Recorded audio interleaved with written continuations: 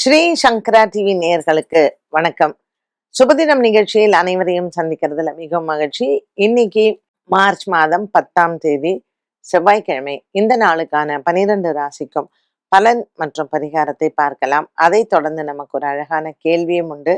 நட்சத்திர சம்பந்தப்பட்ட வரிசையில இன்னைக்கு நம்ம அனுஷம் பத்தி பார்க்க போறோம். முதல்ல நம்ம ராசி பலனை பார்க்கலாம்.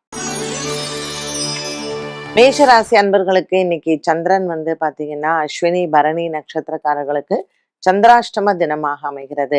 8ஆம் இடத்துல இருக்கக்கூடிய சந்திர பகவான் இன்று மனதில் குழப்பங்களை கொடுக்கலாம். இன்று அலுவலக விஷயத்தில் நன்மைகள் நடக்கும். குடும்ப விஷயத்தில் மனக்குழப்பங்கள் இருந்து மாலை நேரத்தில் அது தீரும்.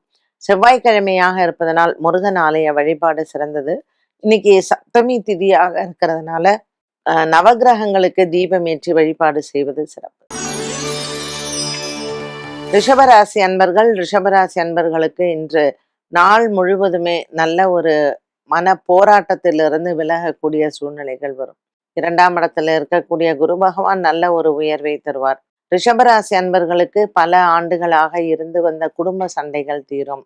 இன்று பங்கு சந்தையின் முதலீடுகள் லாபத்தை தரும். செவ்வாய்க்கிழமையான இன்று முருகப்பெருமான் வழிபாடு சிறந்தது. மிதுன ராசி நேயர்களுக்கு மனக்குறைகள் இல்லை. ராசியில் இருக்கக்கூடிய புத பகவான் சூரியன் ராகுவுடன் பாக்கியத்தில் அமைந்திருப்பது இன்றைய நாளில் உங்களினுடைய முன்னோர்களின் ஆசீர்வாதங்கள் பரிபூரணமாக உண்டு. மிதுன ராசி நேயர்களுக்கு இன்று எடுத்த காரியத்தில் வெற்றிகள் கிடைக்கும். இன்று லாபகரமான நாளாக அமையும்.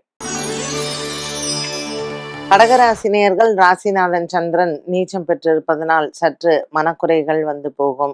இன்றைய நாளில் உங்களினுடைய முன்னோர்களினுடைய வழிபாடுகள் சிறந்தது. செவ்வாய்க்கிழமையான இன்று ராகு காலத்தில் துர்கை வழிபாடும் உங்களுக்கு மனதிற்கு நிறைவை தரும். இன்று நல்ல ஒரு ஏற்றம் மிகுந்த நாளாக அமையும். சிம்மராசி நேயர்களுக்கு இன்று பல நாளாக இருந்து வந்த உடல் ஆரோக்கிய குறைபாடுகள் தீரும். மருத்துவ செலவுகள் குறையக்கூடிய நாளாக இந்த நாள் அமைகிறது.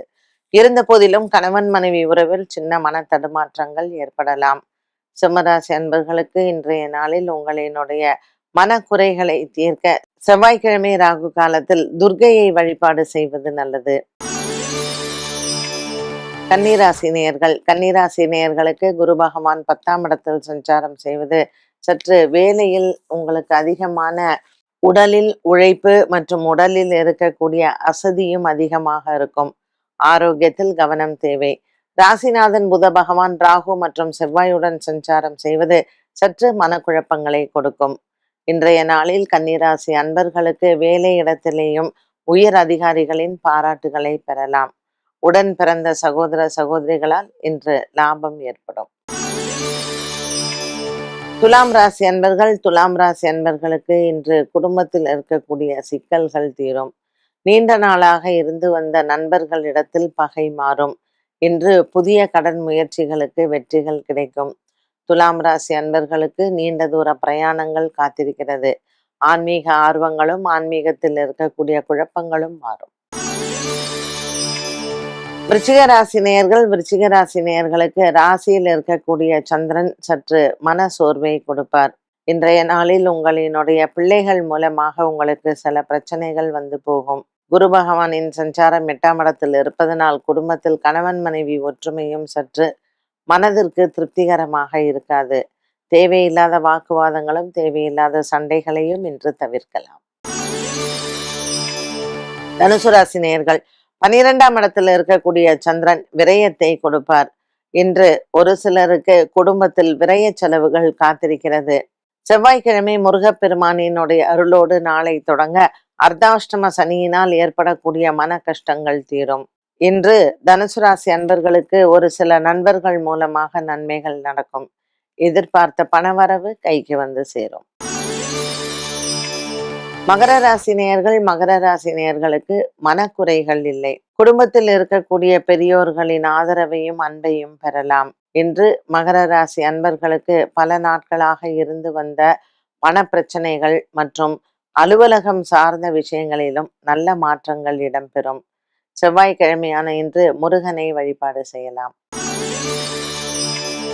கும்பராசி நேயர்கள், கும்பராசி நேயர்களுக்கு இன்று குடும்ப சூழ்நிலைகளில் இருக்கக்கூடிய குழப்பங்கள் தீரும். ஆரோக்கியம் சம்பந்தப்பட்ட விஷயங்களிலும் மருத்துவ செலவுகள் குறையும். இன்று சூரியன், புதன், ராகு மற்றும் செவ்வாயின் சஞ்சாரம் சின்ன குழந்தைகள் மற்றும் 12 வயதிற்குட்பட்ட இருக்கக்கூடிய குழந்தைகளுக்கு சின்ன உடல் ஆரோக்கிய குறைபாடுகள் வரலாம். செவ்வாய்க்கிழமையாக இருப்பதனால் முருகன் ஆலயத்தில் அரிசி தானம் செய்வது நல்லது. மீனராசி அன்பர்கள், மீனராசி அன்பர்களுக்கு பல ஆண்டுகளாக இருந்து வந்த உடல் ஆரோக்கிய குறைபாடுகள் தீரும். குபேர யோகமாக சனி மற்றும் சுக்கிரனின் சஞ்சாரம் வியாபாரிகளுக்கு நன்மையை தரும். இந்த வியாபாரம் செய்பவர்களுக்கு இன்று புதிய முயற்சிகளுக்கு வெற்றிகள் உண்டு. சந்திர பகவான் பாக்கியத்தில் அமைந்திருப்பது இன்று உங்களுக்கு நல்ல ஒரு மன நிறைவை கொடுக்கும். பிள்ளைகள் மூலமாக பெருமைகள் சேரும். 12 ராசிக்கும் உண்டான பலன் மற்றும் பரிகாரத்தை பார்த்தோம். இந்த நாளுக்கான கேள்வியை பார்க்கலாம். அனுஷம் நட்சத்திரத்தில் பிறந்தவர்கள் வணங்க வேண்டிய ஆலயம் எது? அனுஷ நட்சத்திரத்துக்கு மயிலாடுதுறையில் அமைந்திருக்கக்கூடிய திருநின்றியூர் அப்படிங்கிற ஒரு கிராமம்.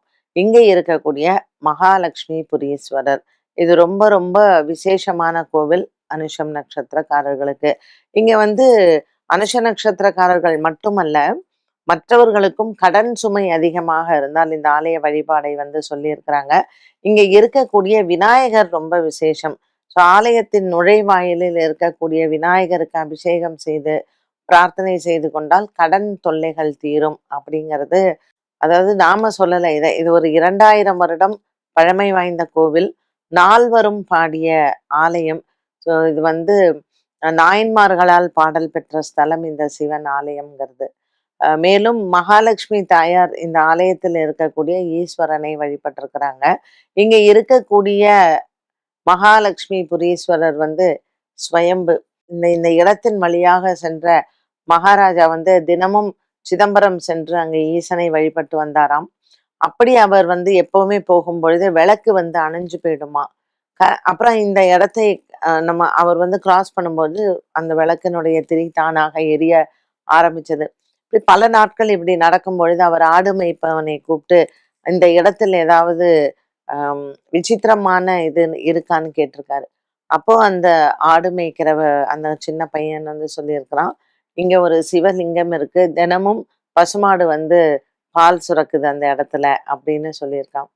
அப்புறம் அவர் போய் பார்க்கும் பொழுது அந்த இடத்துல இருந்து எடுத்து வேறு இடத்துல கோவில் கட்டலாங்கும் போது சிவபெருமான் அதுக்கு உத்தரவு கொடுக்கவில்லை. அதனால இன்னைக்கும் பாத்தீங்கன்னா அந்த கோடாலியால் வெட்டுப்பட்ட அந்த இடம் அந்த லிங்கத்தின் மேல் இருக்கு.